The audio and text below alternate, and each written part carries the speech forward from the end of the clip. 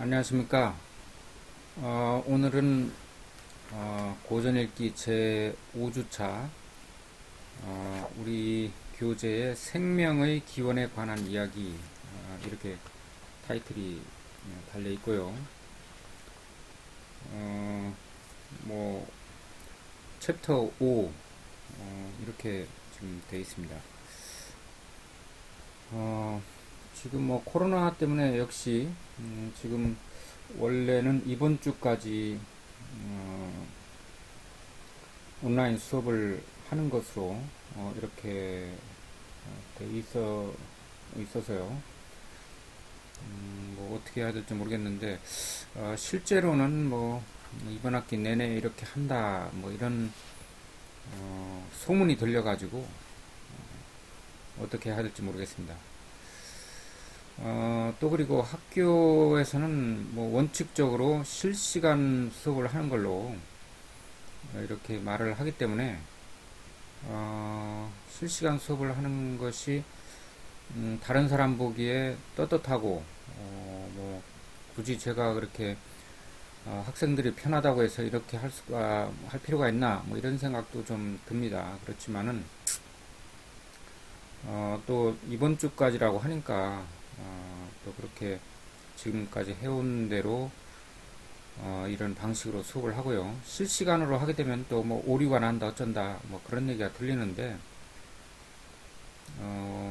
사실 제가 뭐 오류가 나면 어떻게 해야 될지 잘 모르겠고 그래도 이런 방식이 오류는 안 나고 또 한 닷새나 이렇게 여러분들이 언제라도 편안한 시간에 강의를 들을 수 있기 때문에 특히 이 과목은 또 교양 과목이고 전공 과목이라면 제가 그렇게 하겠는데 교양 과목이기 때문에 여러분들이 좀 편의를 봐주는 게 좋지 않겠냐 그런 생각이 들고 교양이라는 건 그야말로 뭐 강제력이 없고 여러분들이 이제 스스로 내가 교양을 대학 다니면서 좀 쌓아야겠다 뭐 이런 취지로 온 거기 때문에 너무 강제적으로 이렇게 하는 것은 온당치 못하다고 봅니다.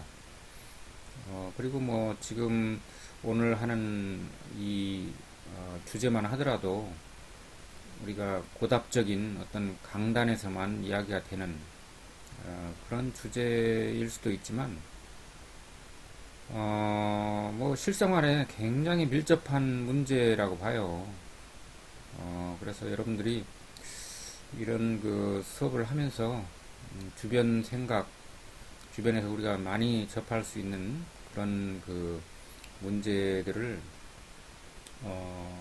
이 시간을 통해서 다시 한번 조명해 볼 수 있는 그런 기회가 될 수도 있다고 봐요.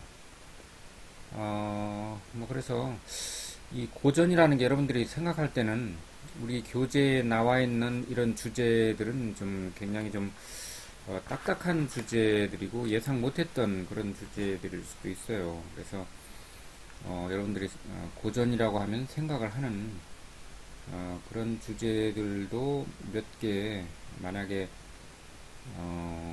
이번 학기 내내 이렇게 온라인으로 수업이 된다면 여기 우리 교재에 나와 있는 딱딱한 주제들 말고 다른 것도 좀 취급을 해볼까 싶어요.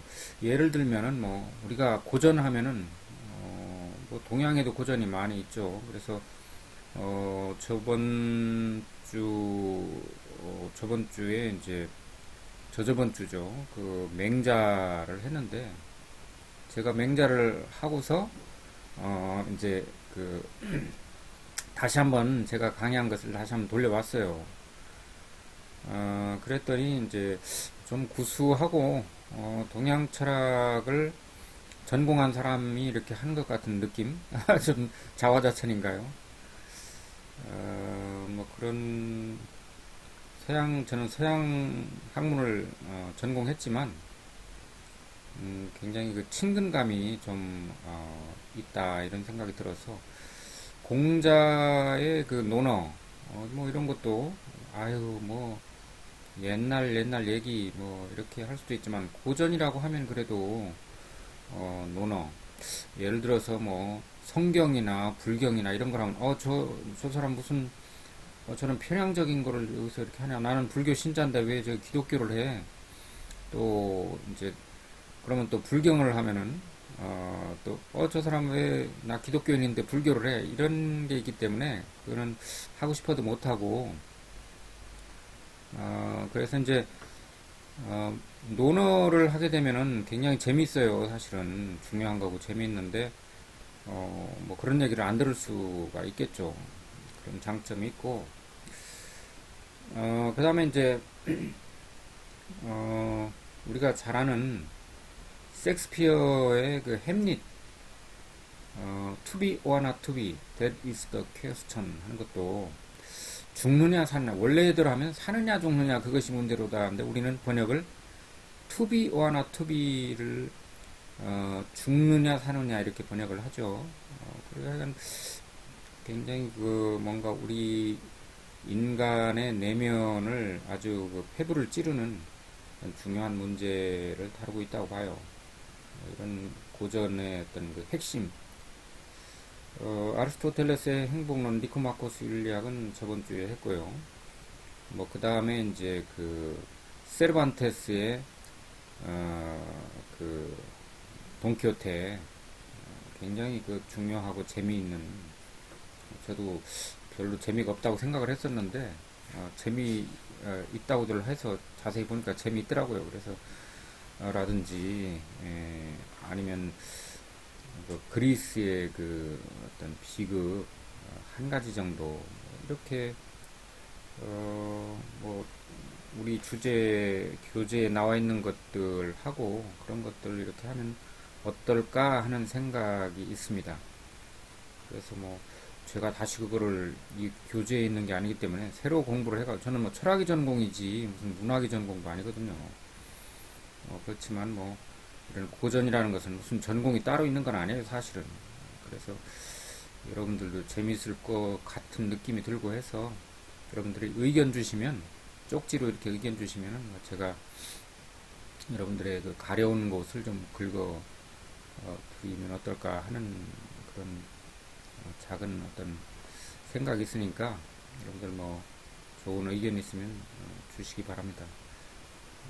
뭐 학교에서는 당연히 이 교재를 다 하기를 원하죠.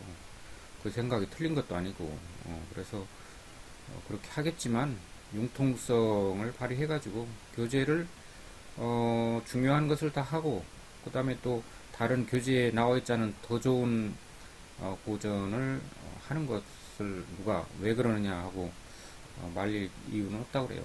없다고 봐요. 그리고 또 우리가 오프라인으로 하게 되면은 중간고사, 기말고사 뭐 이렇게 해서 두 번 정도가 빠지고요. 그리고 또 여러분들 수고가 많은데 교양 과목이니까 영화도 한 번 뭐 보여주고 어떤 경우에는 두 번도 이렇게 보여주고 하면 학생들이 너무 좋아요. 그거 계속 영화 한번 봐요. 이렇게 하는 학생도 있고 그렇지만 이제 그렇게 하면 안 되겠죠.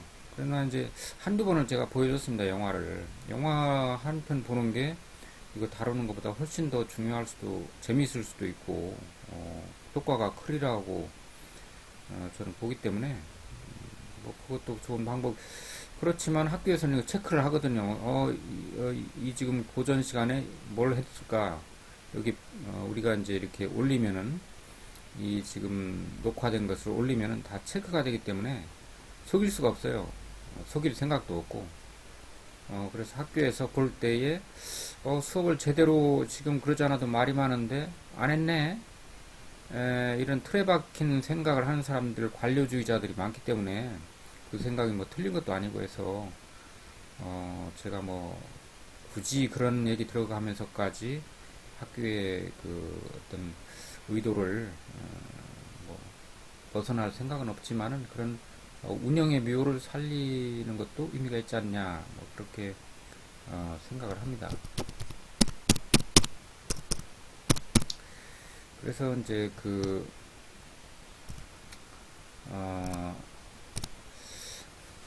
이 다윈 진화론을 우리가 이제 접근을 하기 전에 이 다윈 진화론이라는 게 이제 우리 책에 보면은 뭐 이제 그 여러 가지 환경 오염이라든가 뭐 이런 우리 주변에 오늘날 우리가 이제 굉장히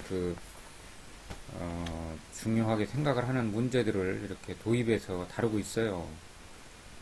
그래서 이제 이 책에 나와 있는 것을 굳이 그대로 안 한다 하더라도 의도를 우리가 알 수 있기 때문에 어, 그 어,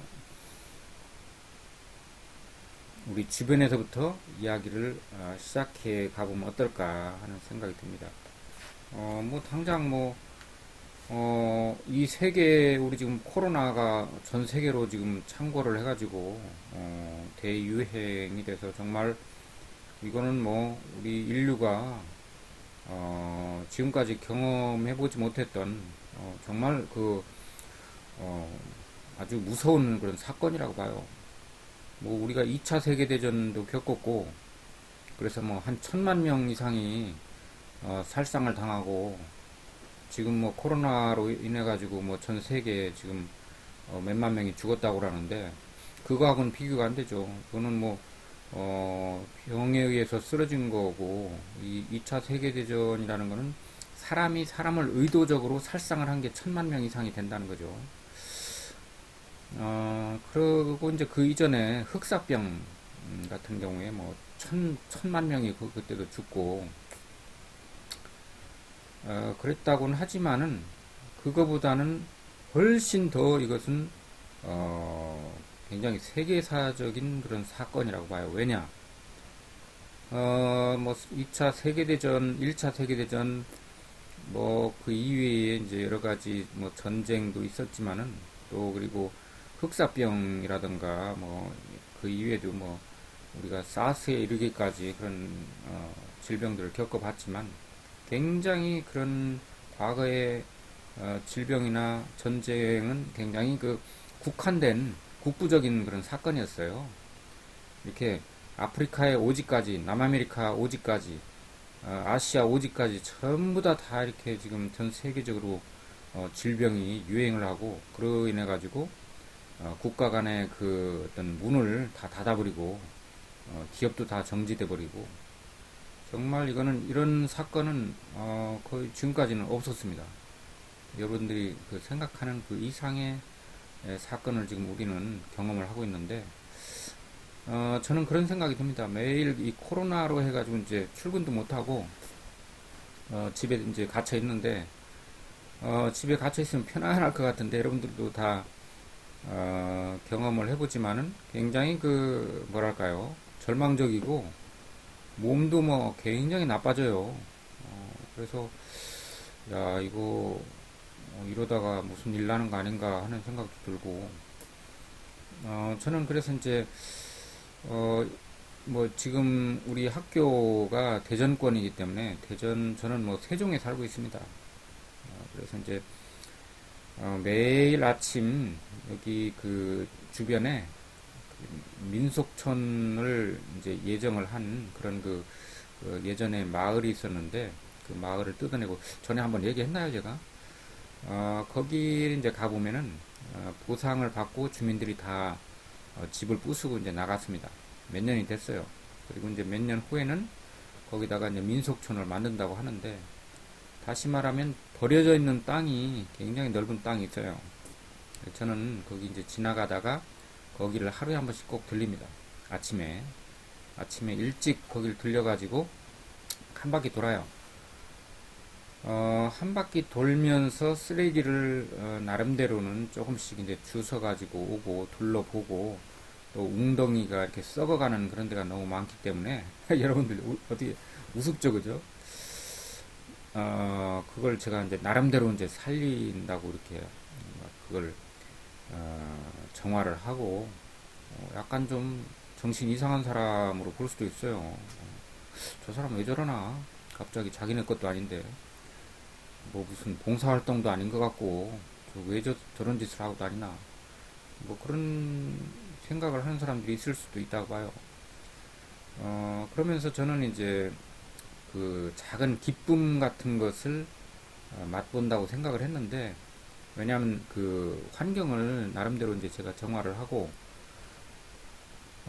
그러면서 이제 내가 이제 그 인류를 위해서 그래도 작은 아주 눈에 보이지 않는 봉사를 한다. 그렇게 이제 자부를 하고 생각을 했는데, 이제는 그렇지 않습니다. 왜 그러냐면은 절망이 앞섭니다.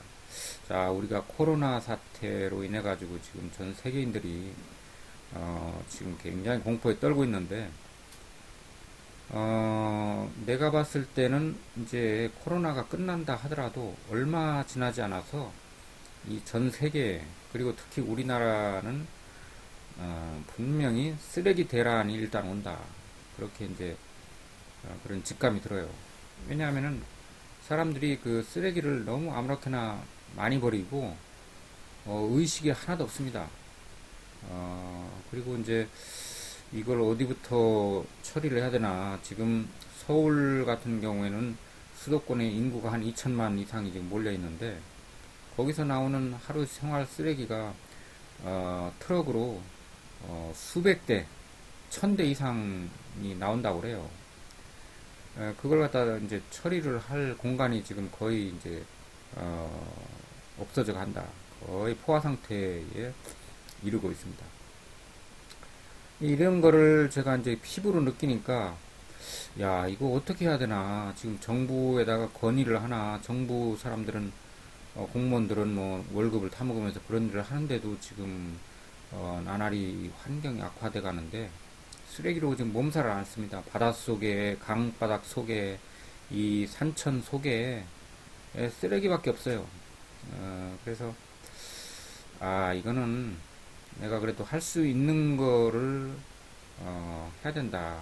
내가 학생들 앞에 서서 이런 말을 할 기회가 있기 때문에 학생들에게 환경의식을 조금이라도 좀 그 각성시켜 주면은, 그게 미래에 그래도 학생들이 정부 관료가 되고 또 그 생활 전선에 뛰어들 때 뭔가 그래도 환경의식이 있는 사람과 없는 사람은 굉장히 다를 것이다.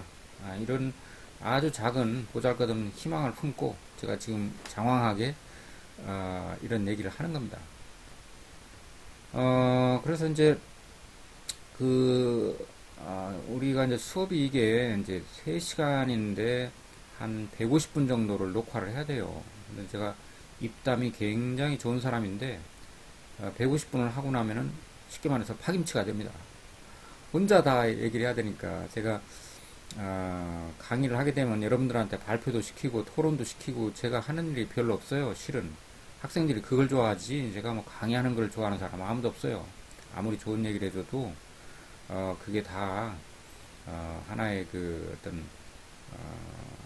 정신을 사납게 하는 뭐 그런 정도로밖에 생각이 안 되거든요. 그게 뭐 학생들을 원망하는 게 아니고 여러분들 원망하는 게 아니고 사실 좀 그런 면이 있어요. 그래서 왜냐하면 세대차도 크고 여러분들이 가려운 것을 정확하게 알지는 못합니다. 이 기성세대 사람들은. 그래서 뭐 지식을 막 주입하려고 그러고 안 하면 그걸 그렇게 그게 뭐 따라주지 않으면 막 원망을 하고 이러는데, 저는 그렇게 하고 싶지 않거든요. 여러분들이 자율적으로 하는 것을 옆에서 약간 도와주는 정도, 그런 개념으로 하는데 지금 이런 강의에서는 그렇게 할 수가 없잖아요. 그래서 이제 이런 그 교과서에 약간 관련되어 있는 얘기부터 시작을 해서 여러분들 지루하지 않게 뭐 그런 얘기를 좀 풀어갔으면 어떨까 하는 취지에서 제가 장황하게 서두에서 말씀을 드렸습니다. 그래서 그 환경 얘기가 우리 또 책에 나와요. 얼마나 심각한가 하는 것은 뭐 그런 아까 얘기한 이 오염, 그 대기 오염, 무슨 토질 오염, 수질 오염 이런 것이 뭐 사실은 뭐 가장 심각한 것은 우리나라에서 여러분들 어떻게 생각하는지 모르겠는데 이 지금 지구에서 가장 심각한 문제는 대기 오염입니다. 이 자동차에서 특히 나오는 이 매연가스, 이것이 가장 많은 비중을 차지하고 그 이외에는 이제 부수적인 거죠. 그렇다고 해서 중요하지 않은 건 아니고 오염은 뭐 어디 가나. 그래서 다윈의 그 진화론이라는 게 이제 이런 문제에 있어서 어떤 의미가 있는가 하는 뭐 그거예요. 사실은 핵심은. 그래서 이제 다윈 진화론을 얘기할 때 지금 생명체의 이 현실, 다윈이 이제 진단하는 것은 생명체라는 게 지금 현재 어떤 상황에 놓여 있나 하는 걸 가지고 심각한 그런 고민을 했어요. 무슨 뭐 학술적으로 뭐 이게 진화를 할까 안 할까 뭐 이런 거를 알기 위해서 이 사람이 어떤 그 학문적인 그런 관심을 집중한 것은 아니에요. 그래서 그 당시에 19세기의 어떤 19세기 말이죠. 뭐 19세기 말의 어떤 상황. 그때는 뭐 환경오염도 지금보다 별로 심하지 않지 않았느냐, 뭐 이렇게 뭐 말하는 사람이 있을지 모르지만 그렇지 않습니다. 이제 근대라는 그 새로운 시대가 열리면서 뭐가 일어났냐면 과학혁명이 일어났죠. 과학혁명이 일어나고 그 과학혁명의 어떤 그 결과, 즉 과학 혁명이 실생활에 그렇게 이제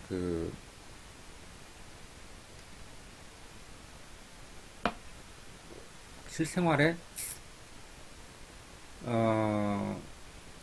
그 관련을 맺게 된 거는 뭐냐면은 산업혁명입니다. 산업혁명으로 해가지고 특히 그 영국을 중심으로 해서 이 공장제 기계공업이 등장하면서 엄청난 공장이 가동이 되고 그때에 뭐 석탄을 떼면서 이제 화석 연료지요. 화석 연료인데 휘발유도 화석 연료예요, 사실은. 거기서 나온 거죠. 그래서 그 대기 오염을 엄청나게 시키고 그로 인해서 뭐 빨래줄에다가 빨래를 널어놓으면 그게 시커먼해져 가지고 입을 수가 없었다 하는 정도의 환경 오염이 일어났고요. 그 다음에 이제 수질 오염, 이것도 말할 수가 없어요.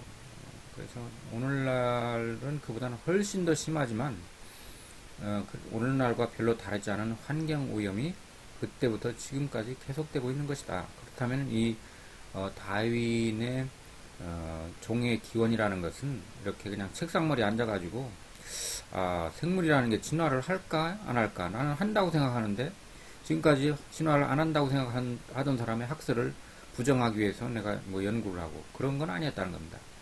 그런 것도 물론 이제 이렇게 부수물로서 나오긴 했지만 그래서 이제 뭐 여기 보면은 그죠, 이제 15세기에 뭐 프란시스 베이컨이 나와서 귀납법이라는 그런 새로운 방법, 어떤 그 귀납법 이전까지는 연역법이 주로 이 학문 세계를 지배했죠. 인간은 이성적 동물이다. 그런데 다윈은 이성적 뭐예요? 뭐라고 하나? 그 어떤 그 일반적인 사실로부터 개별적인 사실을 끌어내는 그런 거죠. 그러니까 인간은 이성적 동물이다 하는 대전제로부터 그런데 갑돌이도 이성적 동물이다. 따라서 다윈도 이성적 동물이다. 만약에 이렇게 이제 결론을 내리면 이거는 이제 100% 맞는 거죠. 그런데 이제 귀납법이라는 것은 베이컨이 이제 처음으로 이제 크게 보면 그래요. 뭐 그전까지 귀납법이 없었던 건 아니지만 다 어떤 베이컨의 귀납법은 굉장히 그 경험적이고 체계적인 실험과 관찰을 통해서 이제 그 귀납법이라는 걸 정립했다. 우리 이제 다음 시간에 이제 베이컨에 대해서 할 거기 때문에 여기서 뭐 자세하게는 안 하겠습니다만은 이런 영향을 받았다는 거예요. 15세기의 프란시스 베이컨의 귀납법. 그 다음에 아리스토텔레스의 자연 철학이라는 것도 이제 굉장히 이런, 귀납법적인 그런 의미가 커요. 그래서 이제 그 영향을 받았고, 그래서 이제 다윈이 이제 종의 기원이라는 이런 획기적인 책을 쓰게 되는데, 여기 뭐 쭉 나왔어요. 그런데 이제 요거 지금 퀴비에의 뭐 대격변설, 라마르크의 용불용설 그러는데 용불용설이 아니에요. 용불용설. 그죠? 확실하게, 쉬어야 됩니다. 용불용설. 그리고 라이엘의 균일설, 뭐, 그 다음에 생물지리학, 그래서 이제 마지막으로 1895년에 종의 기원, 다윈의, 그래서 이제 그, 진화론이라는 게 등장을 하게 되고요. 그 다음에 이제 월리스라는 사람이 자연 선택설이라는 것을, 주장을 하면서 이제 진화론이 힘을 받게 되는 뭐 그런, 시대적인 배경과 이제 당대의 그런 학문적인 경향, 그리고 그 이전에 어떤 학설들의 이제 영향을 이렇게 이제 우리가 정리를, 하는데, 이제 그보다 조금 더 다윈의 진화설이, 이제 어떤 과정을 거쳐서 탄생하게 됐나를 보면은 그 이전에는 주로, 거의 다윈에 이르기까지는 기독교 성경에 나와 있는 그런, 생각들이, 그런 아이디어들이 주로 이 세계관을 지배했다 이렇게 봅니다. 그러니까, 뭐 이 물리학 분야에서 가장 획기적인 사건은 뭡니까? 지동설이잖아요. 지동설. 그러니까 지구가, 태양을 돈다. 지동설. 그 다음에 이제 그 전까지는, 지동설에 반대되는 건 뭡니까? 예? 잘 안 들리는데? 예, 천동설이라고 하죠. 천동설. 그러니까 이제, 하늘이 돈다. 즉, 태양이 지구 주위를 돈다. 왜? 예수님이, 지구에서 탄생을 했죠. 그런데 뭐 예수님은 신이잖아요. 그런데 이 우주의 중심은, 지구고, 그렇기 때문에, 태양이 제 아무리 뭐 지구보다 크다 하더라도, 어, 감히 지구가 태양의 주위를 돌 수는 없는 거죠. 태양이 지구를 주위를 돌아야죠. 그래서 프톨레메우스라는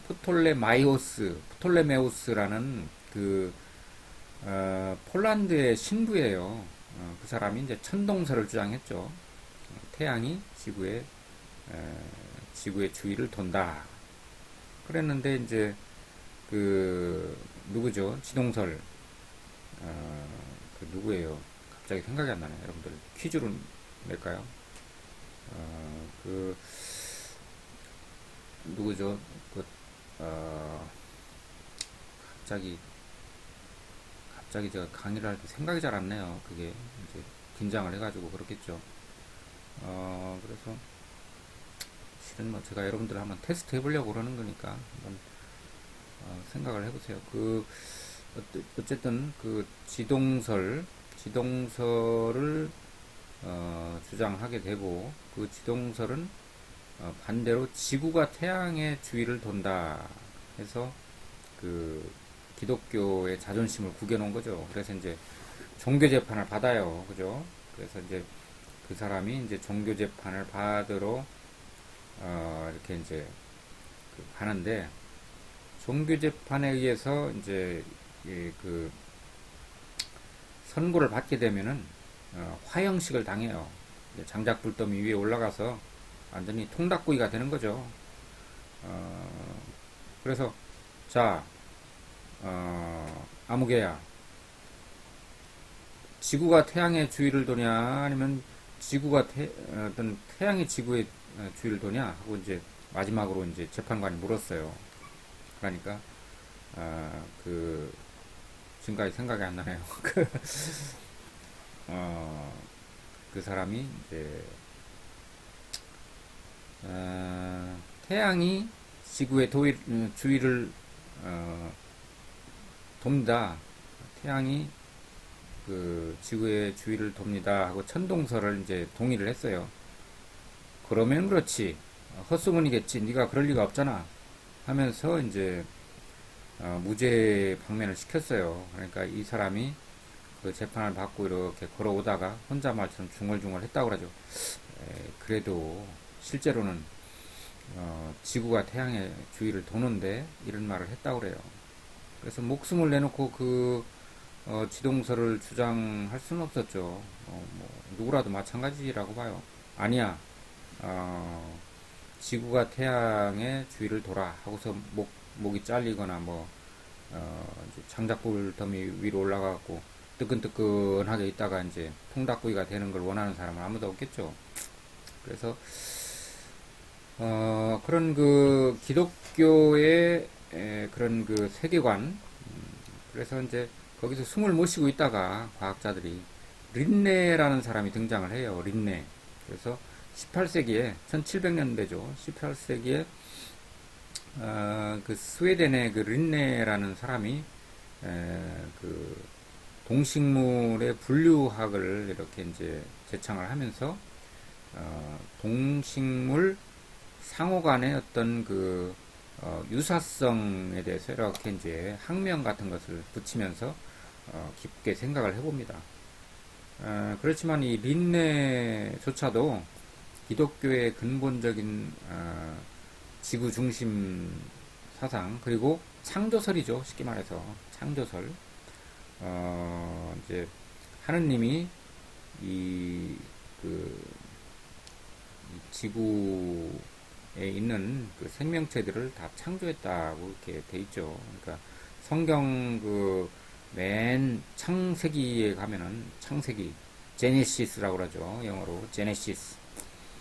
창세기에 가면은 뭐 첫째 날 뭘 만들었고 둘째 날 뭐 만들었고 어떡하고 저떡하고 뭐 해가지고 나중에 뭐 그죠, 그 인간을 만들고 인간 갈비뼈에서 뭐 여자를 만들고 뭐 어쩌고 저쩌고 그런 얘기가 나오죠. 그래서 그런 근본적인 생각을 부정을 하면 이제 화형을 당하죠.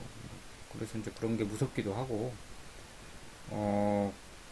그리고 뭐 예를 들어서 뭐 데카르트 같은 사람들도 그것을 어기지 못했어요. 신이 세계를 창조하고 신이 그 인간에게 이성을 부여하고 하느님이죠. 기독교 하느님이 이렇게 했다 하는 것을 믿는 척 했어요. 안 그러면은 화형을 당하죠. 누구처럼. 그래서 그 제가 지금 생각이 안 납니다. 여러분들. 그 다음에 이제 용 불용설, 그죠? 라마르크의 용 불용설, 용 불용설. 그래서 이 19세기 초에 이제 어떤 그 생명체가 어떤 획득한 그런 유전자의 그 형질이 있다면은, 예를 들면 이런 거죠. 이제 여기 기린이 있어요. 여러분들 여기 아름답죠. 기린이. 맨 처음엔 기린이 어떻게 됐어요? 맨 처음에는 풀을 먹고 자랐어요. 풀을 먹고. 아이 뭐 땅바닥에 있는 풀을 뜯어먹다 보니까 기린 혼자 사는 게 아니죠. 온갖 그 동물들이 풀을 다 뜯어먹으니까 풀이 이제 귀해지죠. 없어지고. 그러니까 기린이 이제 할 수 없이 나무에 있는 나뭇잎을 따먹기 시작을 했어요. 따먹으니까 어떻게 돼요? 다른 기린도 따먹잖아요. 그러니까 어떻게 자꾸만 높은 데 있는 그런 이파리밖에 안 남죠. 그러니까 그 목을 쭉 빼가지고, 그죠? 쭉 빼가지고 이렇게 이제 그 나뭇잎을 따먹어요. 따먹으니까 자꾸만 나뭇잎이 이제 없어지죠. 없어지면서 높은 데 있는 것밖에 안 남게 돼요. 그러니까 자꾸만 이렇게 목이 길어졌다. 이런 거죠. 쉽게 말해서. 이게 이제 용 불용설. 자꾸만 목을 막 빼고 이렇게 하니까 목이 길어졌다. 그래서 여러분들 뭐, 저는 이 생각이 맞는다고 봐요. 그래서 이제 이 획득된 형질은, 이제 자손에게 전달이 된다 하는 거예요. 핵심이. 그러니까 예를 들어서 이제 이렇게 갖고 이 기린이 여기 있는 그 나뭇잎을 따 먹으면서 목이 길어졌다. 조금 길어졌다. 여러분들도 뭐 예를 들면은 그 뭐 달리기를 막 이제 연습을 많이 하면은 빨리 뛰게 되잖아요. 그러면 내가 나중에 늙어서 죽고 나면 내 아들이 달리기를 하면 또 똑같이 나처럼 이렇게 빨리 뛰게 될까? 글쎄, 그럼 뭐 이런 문제가 생기죠. 근데 차범근 아들이 어떻게 됩니까? 차두리가 차범근 못지않게 또 축구 선수가 됐거든요. 그런 게 보면 많죠. 가수 아들은 또 가수가 되고. 그래가지고 그 유전자가 이제 획득한 이렇게 목이 길어진 그 유전자는 그 후손에게 전달이 된다 하는 것이 라마르크의 용불용설이 굉장히 중요하죠. 일종의 진화론이라고 할 수 있어요. 진화론에 도움을 주는 그런 생각이죠. 그 다음에 이제 이 퀴비에라는 사람이 있어요. 퀴비에, 영국의 퀴비에 뭐 백작인가 무슨 작인가 이제 이 사람의 그 대격변설이라는 게 있어요. 카타스트로피즘이라고 해요. 카타스트로피즘. 예를 들어서 이제 이 퀴비의 대격변설은 예를 들어서 막 이제 대지진이 일어났다. 그러면 어떻게 돼요? 대지진이 일어나면은 이제 그 어떤 생물들이 멸종을 당하죠. 멸종을 당하면 그게 어떻게 돼요? 그게 화석이 돼가지고 이렇게 우리가 이제 오늘날 수만 년 전에 일어났던 어떤 그런 대격변 같은 거를 이렇게 이제 추정을 해볼 수가 있죠. 그리고 이제 어느 날 뭐 지진이 일어나가지고 뭐 어떤 동물 종이나 식물 종이 멸종을 당했다. 뭐 어떤 경우에는 뭐 산 꼭대기 가보면 막 바다 화석이 있고, 그죠? 뭐 그런, 게 있는데, 이 대격변설은 한마디로 얘기해서, 진화론을 부정하는 거예요. 진화론을. 진화론을 부정을 하고, 진화론적인 생각과는 정반대되는 그런 주장을 하는 거죠. 그런데 이제 아까 말한 용불용설은 이제 진화론에 대해서 굉장히 친화적인 그런 생각이라고 그랬죠. 그런데 이제 라이엘의 균일설이라는 게 있어요. 라이엘의 균일설이라는 거는, 뭐냐면은, 유니폼마리타리즘, 유니포르마타리아니즘, 유니포름, 유니포미아타리아니즘,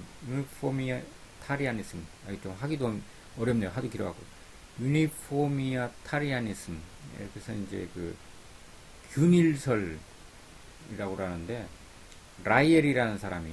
찰스 라이엘이라는 사람이, 이 퀴비에의 대격변설이 잘못됐다 하는, 그런 취지에서 이제 주장하는 설인데,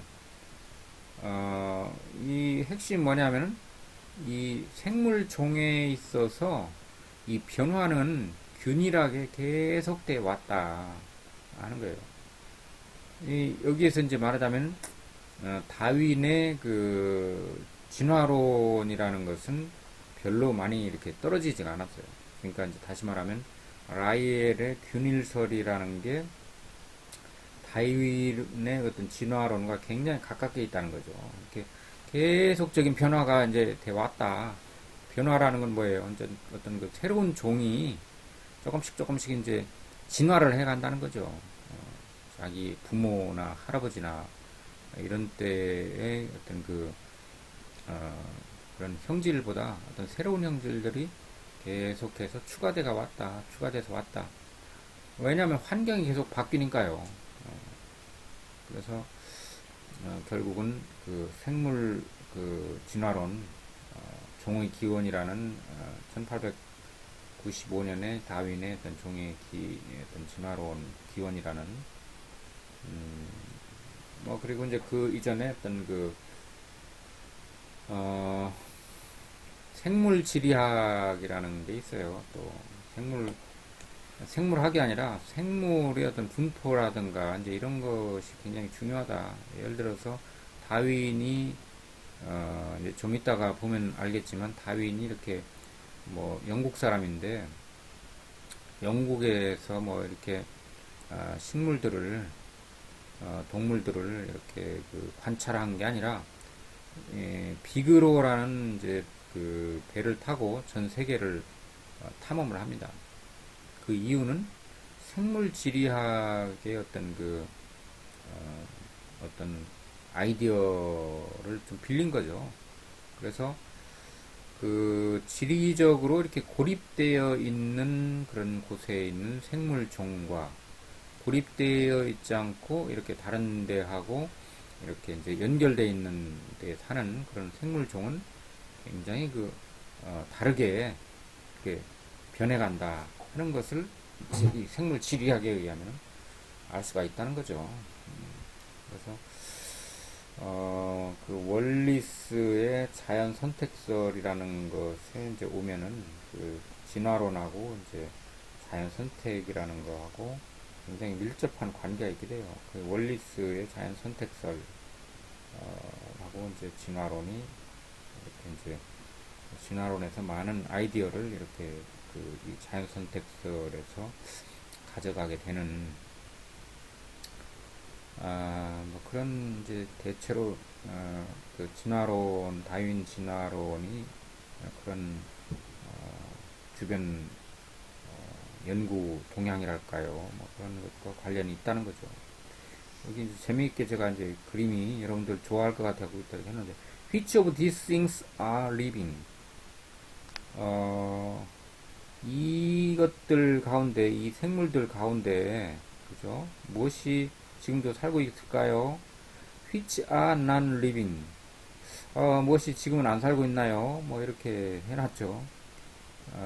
그래서 뭐 fish, 뭐 제브라, 뭐 해가지고 여기 한번 여러분들 나중에 자료 받으시면 혹시 여기서 살아있는 것과 죽어있는 거를 이렇게 지금 화석으로 남아있는 거나 이런 걸 한번 조사해보면 재밌겠네요.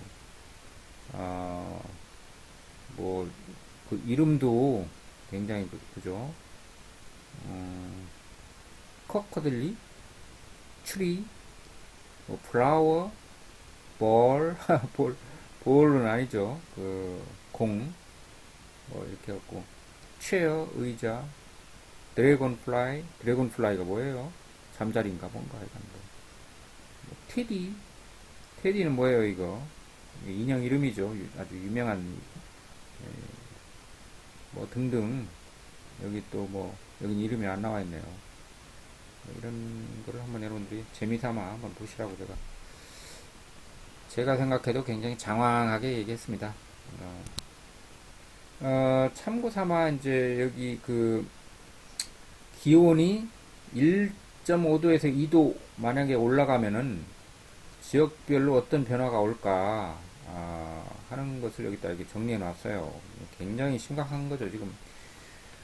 제가 이제 여러분들보다 나이가 한 수십 배는 아니다. 하여간 뭐 몇 배를 많이 먹었는데, 제가 초등학교 다닐 때는, 눈이 한겨울에는 50cm가 내리는 거는 아주 다반사였고, 어떤 경우는 막 1m씩 내리고 그랬거든요. 이 충청도에. 근데 요새는 뭐 10cm 내리는 것도 거의 못 보죠. 그러니까 짧은 기간 동안 이게 온도가 엄청나게 올랐어요. 오늘도 영상 7도던데 아침에 추워가지고 제가 겨울 잠바를 입었거든요. 그러니까 이제 굉장히 그 기온이 우리 지구가 빨리 높아진다. 그러면은 이제 이런 변화들이 이렇게 이제 아주 무시무시한 변화들이 나타나는 거죠. 한번 참조를 하시고, 지금 현재 우리가 살고 있는 데는 현재죠. 지금 현재인데 그걸 인류세라고 그래요. 인류세. 그 우리가 살고 있는 시기를 인류세라고 이름을 붙였는데 현재죠. 이 현재에는 이제 인류의 생태계 파괴로 향후 500년 동안 지구 생물종의 20에서 90%가 파괴될 수도 있다, 멸종할 수도 있다, 이런 진단을 내렸죠. 정말 무서운 얘기입니다.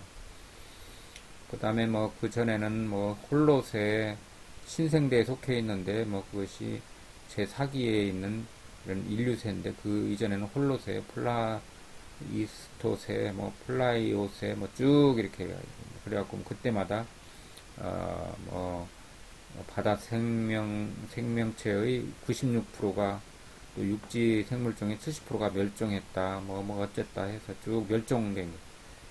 이렇게 이제 많이 멸종이 되죠. 그래서 이게 좀 심각한 걸 좀 깨달으라고 제가 이렇게 일단 제시를 했으니까 좀 보시고요. 그 다음에 이제 멸종 위기 멸종 위기 야생 생물 2급 해갖고 하늘다람쥐 이런 게 있다고 그래요. 이제 여러분들 뭐 하늘다람쥐가 뭔지 하늘에 사는 게 하늘다람쥐인지 하늘다람쥐가 뭐냐면요. 이 나무 높은 데서 뛰어내립니다. 뛰어내리면은 어떻게 되냐면 잠깐 죽죠. 뇌진탕 걸려가지고 이제 죽게 되겠죠. 그런데 이제 이 하늘다람쥐는 어떻게 되냐면 뛰어내리면 이렇게 날개를 펴요.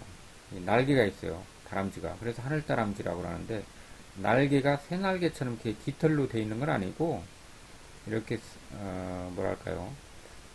이렇게 몸으로 되어 있어요. 몸으로 깃털이 아니라 몸으로 되어 있는데 날개 역할을 하죠.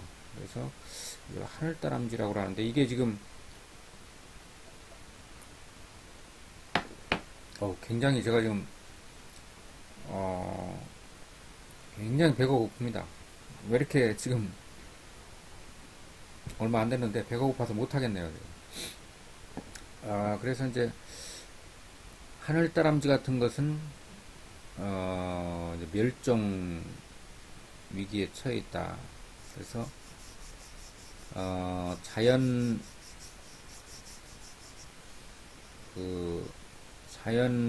또는 인위적 위협 요인으로 개체수가 현저하게 이제 줄어든다. 만약에 이제 그런 위협 요인들이 제거되거나 완화되지 않으면 이거는 가까운 장래에 멸종에 처할 우려가 매우 높다. 뭐 이런 얘기죠. 이런 것들이 하루에 지금 수십 개의 종이 멸종당하고 있다고 그래요, 실은. 우리나라에 살던 그 오징어도 다 어디로 가버렸죠.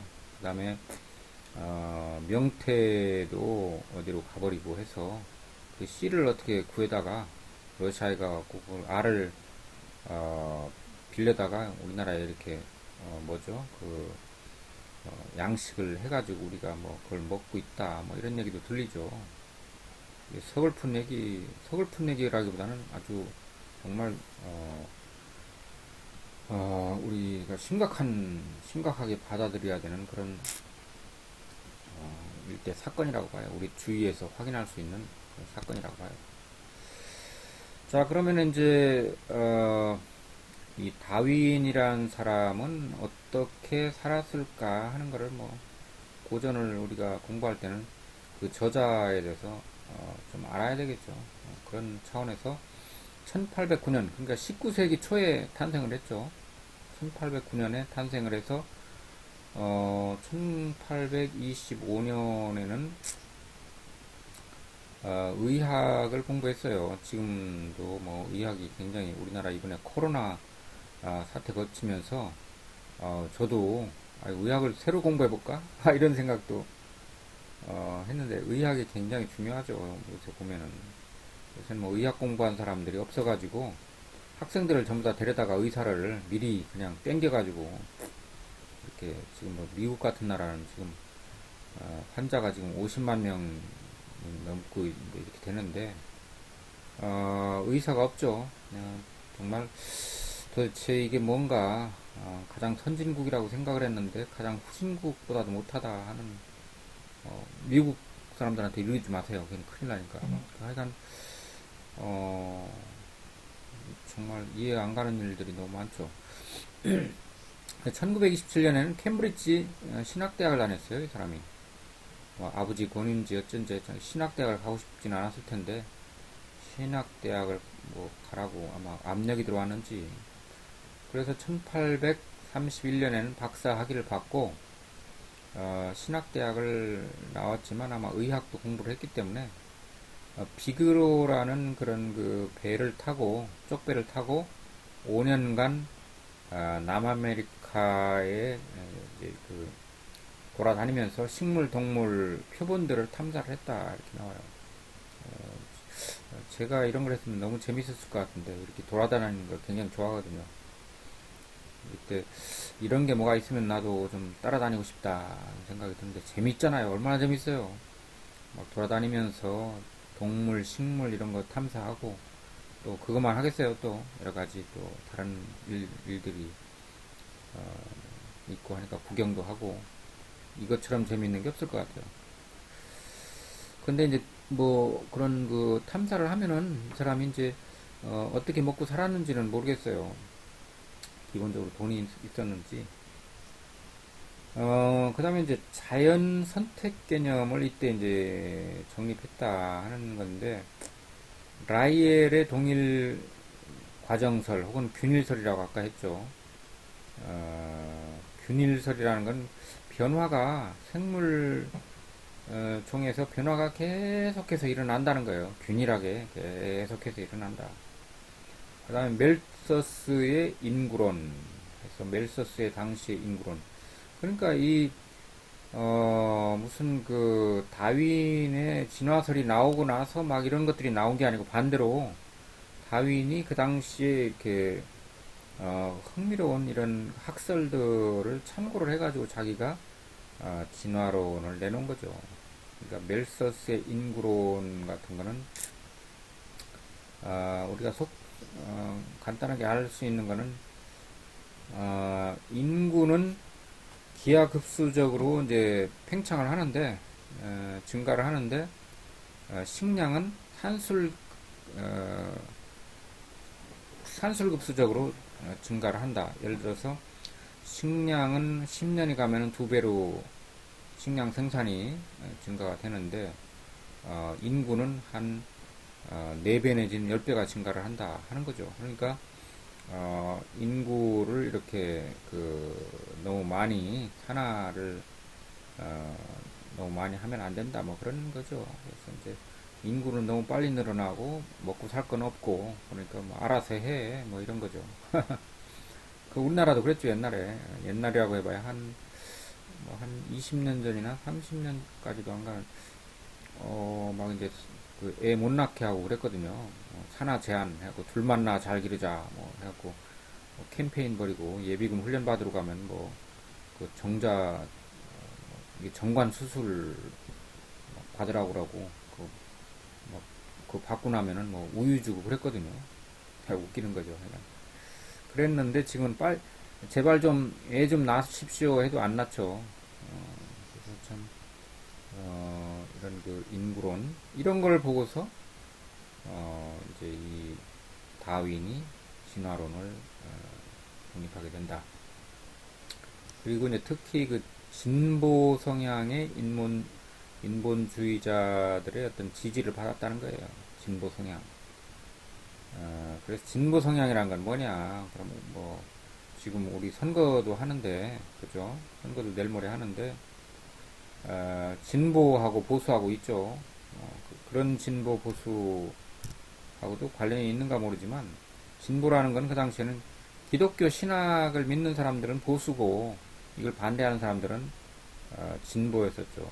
그러니까 옛날 구닥다리 그런 호랑이 담배 먹던 시절의 생각을 갖다가 그대로 따르는 이제 이 진보주의자들은 그렇게 생각을 했죠.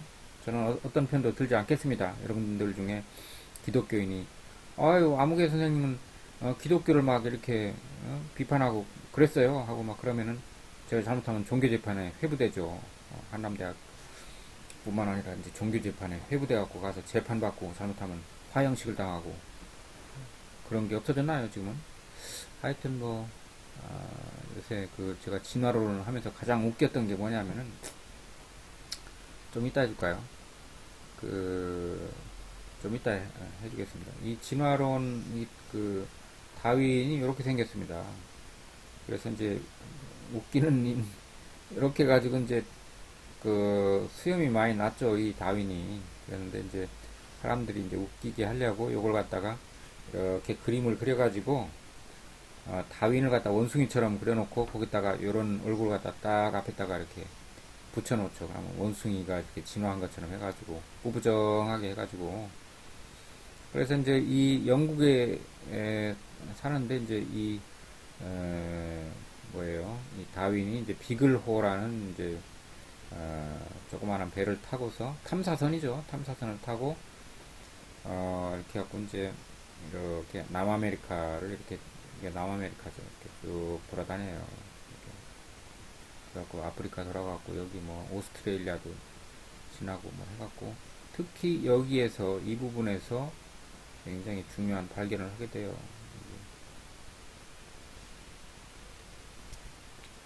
아까 얘기한 그 모기 라마르크하고 이제 가장 설하고 이제 이 다윈 설하고를 이렇게 이제 비교를 해보면은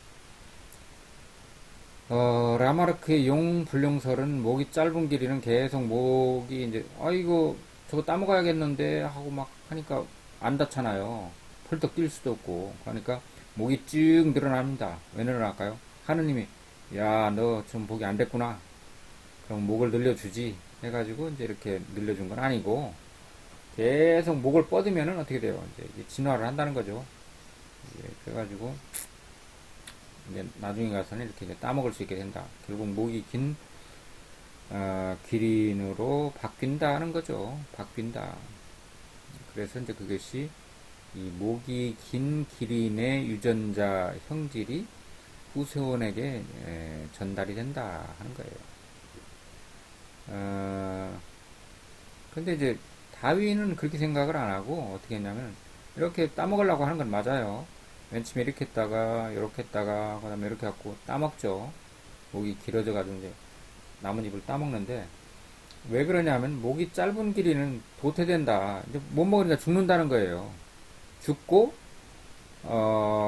그 목이 긴 기린만 살아남아 가지고 맛있게 이제 이걸 따먹으니까 그런 이게 죽었죠. 여기 지금 목이 짧은 기린들은 죽었어요. 참 안 됐죠.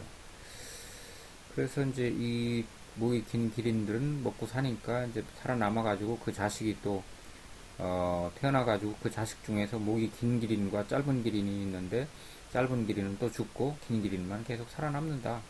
그런 거죠. 이게 어떻게 돼요? 생존 경쟁이라는 것도 사실은 어떻게 보면 거기서 이제 목이 짧은 기린과 긴 기린이 막 이제 싸우는 건 아니지만은 먹이를 두고서 거기에 먹이를 얻을 수 있는 그런 종만이 살아남게 된다 하는 게서 이 라마르크에서라고는 상당히 좀 다르죠. 어떻게 보면 같은 면도 있고 다른 어떻게 다르고 어떻게 같을까 하는 건 여러분들이 한번 깊은 사색을 한번 해보시기 바랍니다. 그 다음에 이제 그 생물종의 그 변이라는 것은 다르게 바뀐다는 겁니다. 변이라는 건 다르게 바뀐다. 생물종이 다르게 바뀐다 하는 거. 종이 바뀌는 거는 유전자를 조작을 해서 우리 요새 그 GMO라고 하나요? GMO 기술이라고 하죠. 유전자 조작 기술이죠. 테크닉. 그래서 이제 그 타종의 유전자를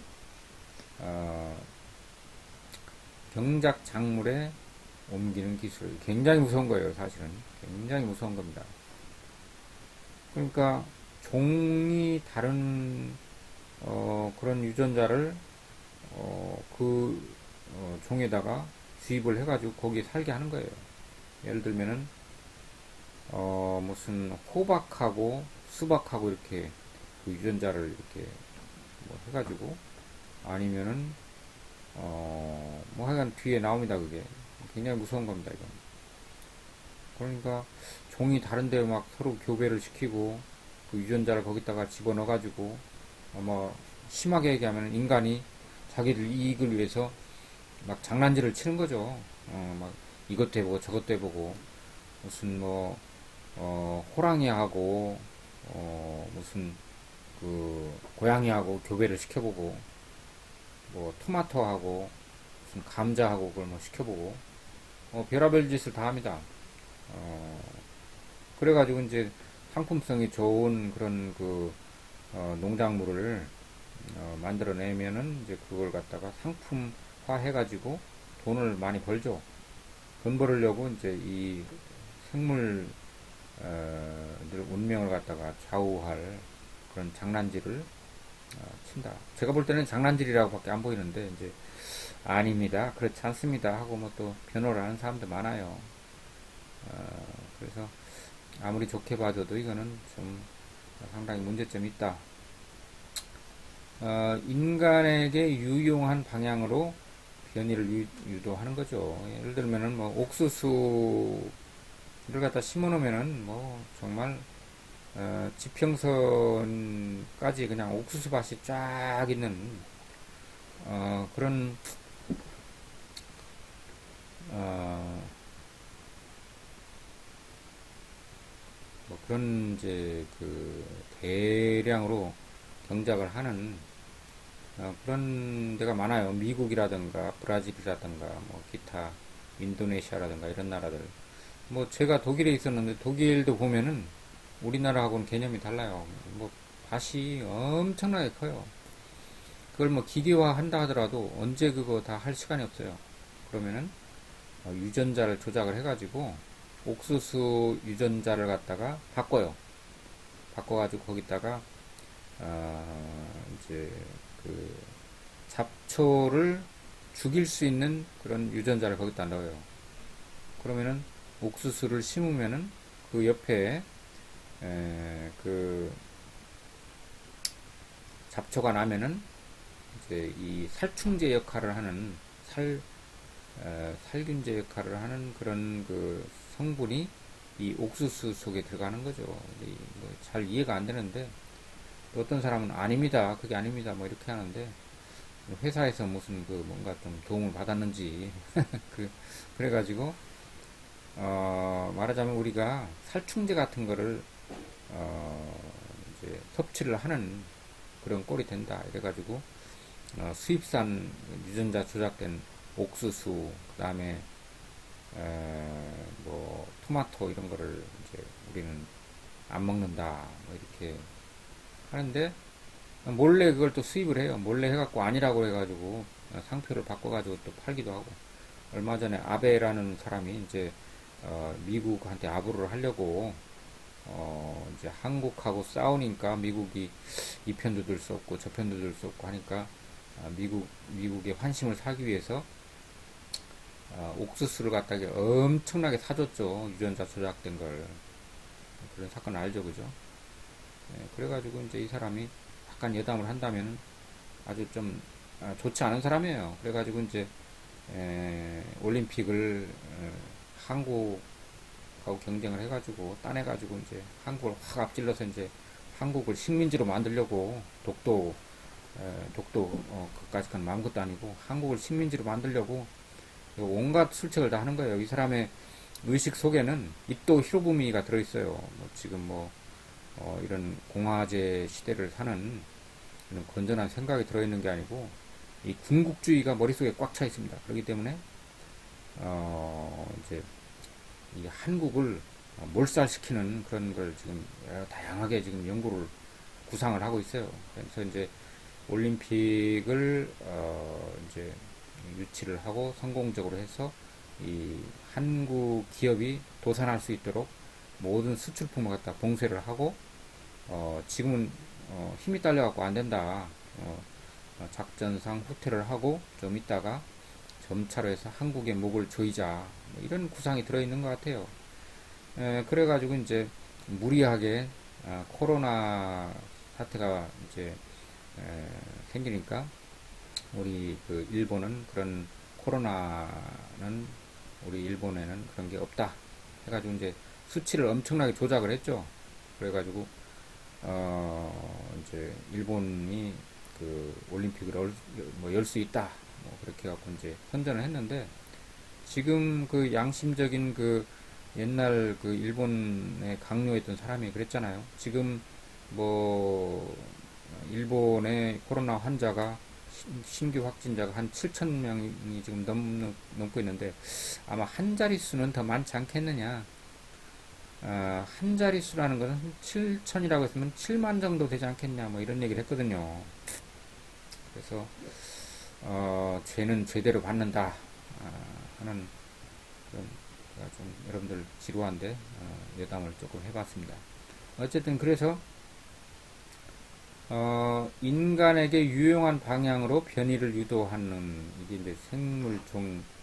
이게 원래는 이 변이가 변화죠. 이렇게 이제 다르게 변하는 그것이 자연적으로 일어나는 건데 그걸 인간에게 유리하게 이렇게 일어나도록 하는 그걸 갖다가 인위 선택이라고 해요. 인위 선택. 그거 반대는 자연 선택이죠.